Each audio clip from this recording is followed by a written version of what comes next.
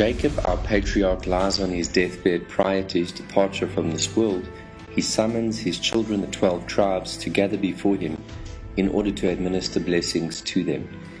Together with that, in that very dramatic setting, Jacob also wishes to convey to his children the end of days, Bacharit Hayamim, what will take place at the very conclusion of history when the Mashiach will come, the process that will lead to its unfolding, and the date and time of its arrival. However, just at that moment, God takes away the prophetic knowledge from Jacob of that, and is unable to transmit that information. So we ask, why is it that Jacob is withheld that information to pass on to his children, which would eventually be transmitted through all time, the knowledge of the messianic outcome and when it will take place? We see in another instance that a similar thing occurs with Abraham when God says to him, Lech lecha, leave your home, leave the place that you are living, the place of your birth, and go to a land that I will show you. It does not give him a location, a destination, but rather keeps it a mystery, keeps it unknown, and says, walk and go, journey, and you will find this place that you will eventually arrive to, that I will show you. So we see that Jacob is withheld that information from conveying to his children, and similarly with Abraham, he too did not know the answer to that. Contrastingly, if we look at the biblical narrative, we see so many times where God tells Abraham, Isaac, and Jacob, Moses, the Jewish people, that they are to go to the land of Israel, the land of milk and honey. There they are to settle and to live in that land, their land of their inheritance.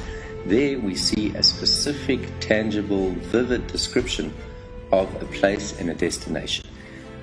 So there seems to be two approaches. On the one hand, where the destination is conveyed, and on the other hand, a time when the destination is withheld, it's a mystery and is unknown.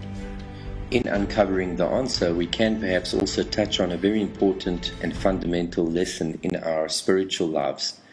When it comes to a geographical location, a destination that is of a physical nature, there the Torah gives us the specifics. God says, this is the place you need to go. When by contrast it is a spiritual destination, there, in that circumstance, one is actually building the end point. One is actually molding and shaping what will be the destination itself.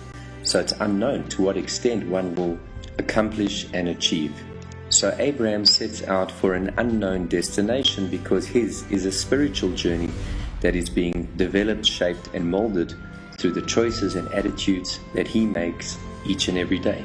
And just as the book, the Tanya, explains that when the Mashiach comes, the divine light that will illuminate the world at that time, the degree of it will be determined by the effort, the toil, the work, the commitment that the Jewish people and mankind have put in throughout the course of history.